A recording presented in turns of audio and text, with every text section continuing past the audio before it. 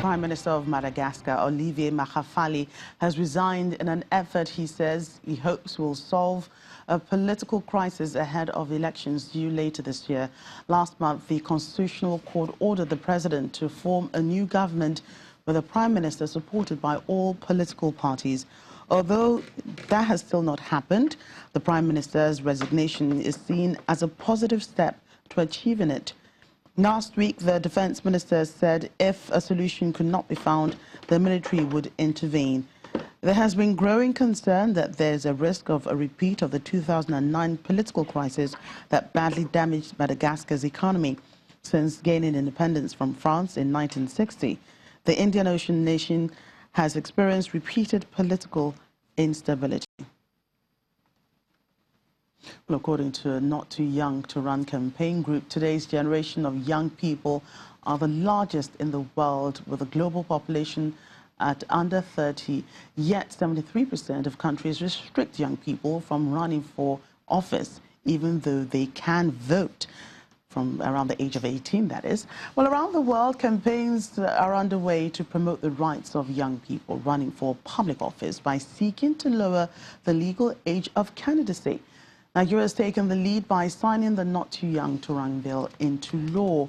Addressing a gathering of youths at the signing, President Muhammadu Buhari called on young people to leave a mark in the political space, just as they have done over the years in entrepreneurship, sports, art, media, entertainment, technology, and several other fields where they've been massively successful.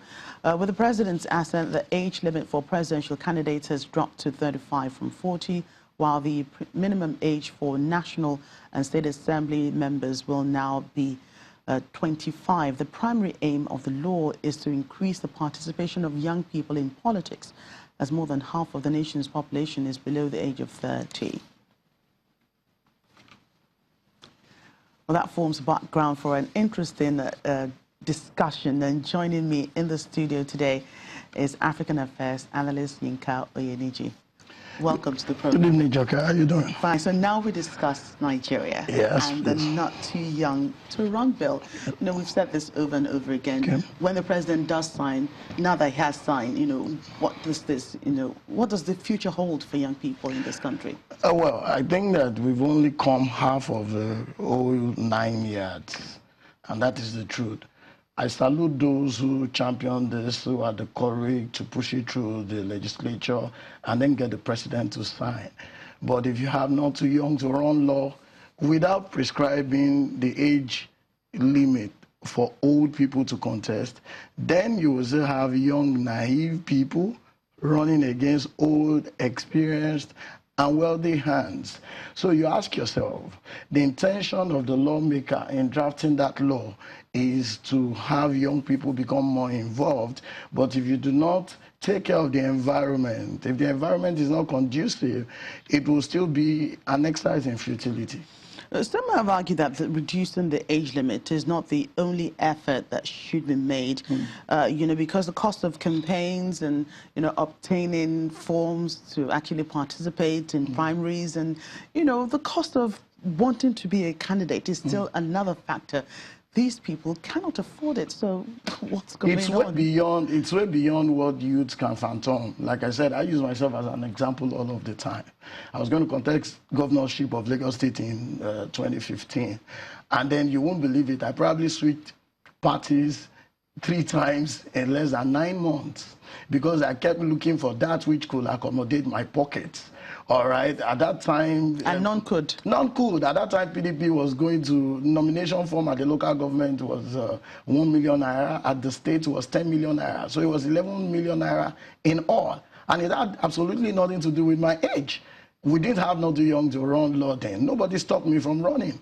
But I simply didn't have the funds to run. So every average youth will face that out there. Except you have a godfather who is pushing you for his or her own selfish interest, then the Not Too Young to Run law isn't going anywhere. You need the funding. Today, we've talked about the Senate president and the governor of Kwara State seemingly having to have armed youths and all of that. Now, that is still speculative as of this time, but it is important for youth to know that politics, like they say in the typical parlance, is a game of numbers. So you can't come out from your father's home, having not gone through the process, yes, by which time would have added to you, and then say you want to contest and win. You're not going anywhere. I was going to say that because, you know, it's a 35-year-old man or woman can run for the president, but, you know, as you said, your very last comments, are they ready for this huge responsibility of any public office, from, you know, the lowest cadre to the highest? I'll tell you the truth. And then again, I've considered the build-up to that, to the signing of that law. The man who initiated that law is a serving legislator. It wasn't the youth who came out and said, we are demanding this. So that tells you that the Nigerian youths are not ready. Whether you are 35 or you are 40, until we start coming out to say, you are 60, we are going to campaign against you. Not that we are going to vote for you or not. We are going to campaign against you contesting or not. Then people will start taking us seriously. The youths have not shown enough to want the old people to run away from governance. They should look at it and say, oh no, the youths are coming for me, I'm not contesting. And then we'll start having a seeming sense of sanity in this climb. Right, so, you know, let's put it this way. What you think is that, you know, there should be a cap, yes, also in the age limit for those who can contest, yes, like how old you can be, so that a 70-year-old man will not say they want to contest for the presidency. Exactly. So, you know, what age do you think there should be? At 50. If you are beyond 50, do not contest for any elective position. Do you think that will ever happen? It will happen. There's no doubt about it. We are getting to the anticlimax.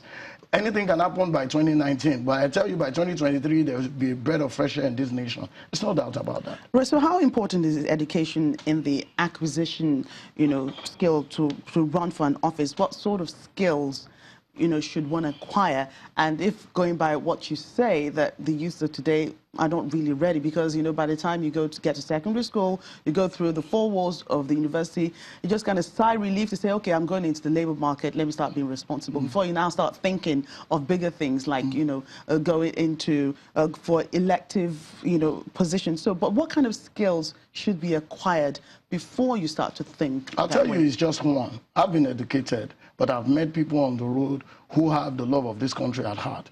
So it's civic responsibility.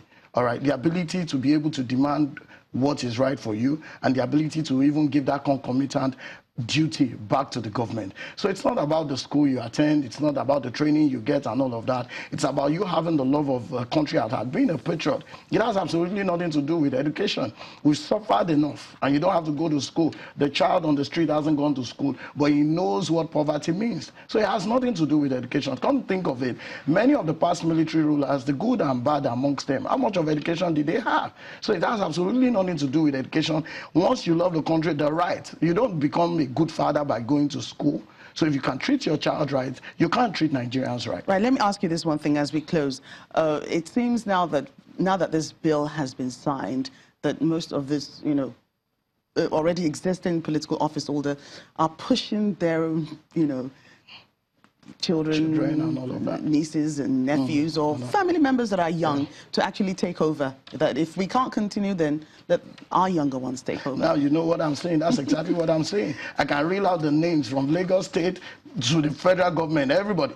In fact, when the president was signing the law, he had his children and the children of the vice president there, those who probably never contributed a thing into this law. So until we start coming out to say, enough of the old, they are recycled whether they come by themselves or come through their parents. They are recycled until we start having the son of a nobody, but who knows what it takes to turn things around. Until we have those in governance, not too young to run law isn't complete until we have too old to run. Right. African Affairs Analyst Yinka Oyeniji, thank you so much for coming on Network Africa today.